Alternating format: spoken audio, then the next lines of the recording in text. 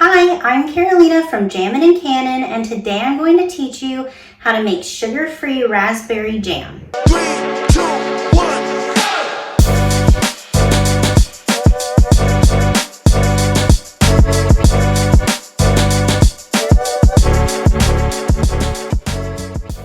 I'm using my ball jam and jelly maker to make this recipe, but you can also make it on the stovetop, and I'll have instructions for that on my website.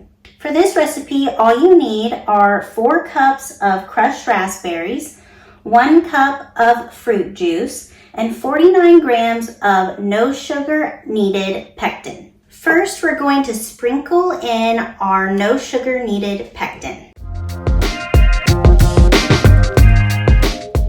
We want it in a pretty even layer on the bottom of the jam and jelly maker.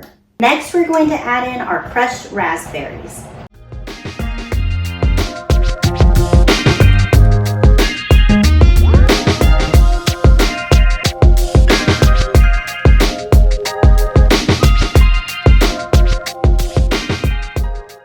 Next, we're going to pour in our fruit juice and turn on the jam and jelly maker.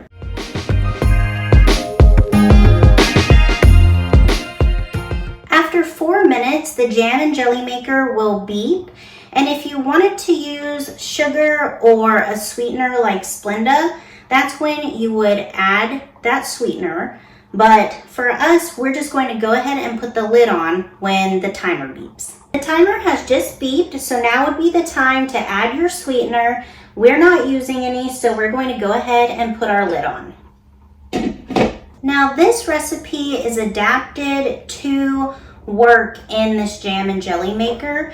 So since it is a higher volume than what is typically allowed in the jam and jelly maker, it's best if you stay and watch to make sure it doesn't overflow. And if you notice that it's starting to bubble and getting close to the top, just go ahead and lift the lid off and let it cool down, and that should be all you have to do.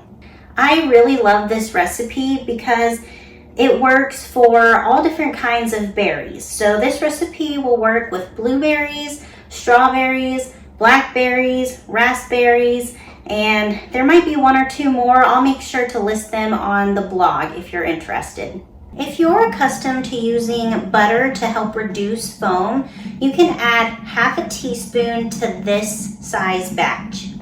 This is starting to foam quite a bit, so I'm just going to lift the lid a little bit and let it go down. You don't want to lift the lid all the way off because it is boiling quite hard and you could get splashed by the boiling liquid. The jam and jelly maker has finished processing, so now we're going to remove the lid. If you have any foam, make sure to skim that off at this point.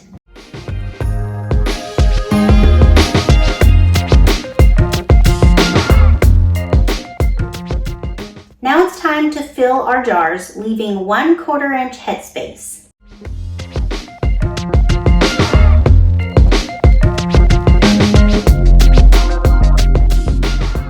Now we're going to debubble and check the headspace.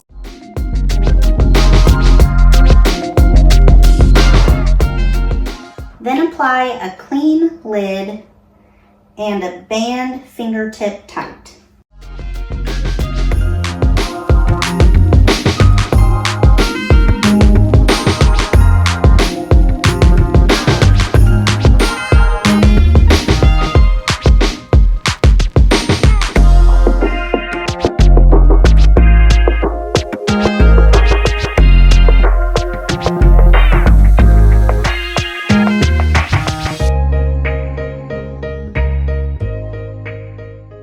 Now we're going to process the jars for 10 minutes in a water bath canner, adjusting for altitude.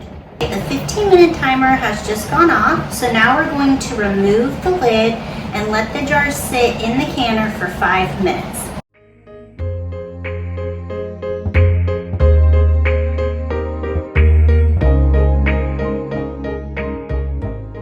The jars have been resting in the water bath canner for 5 minutes, so now it's time to remove them.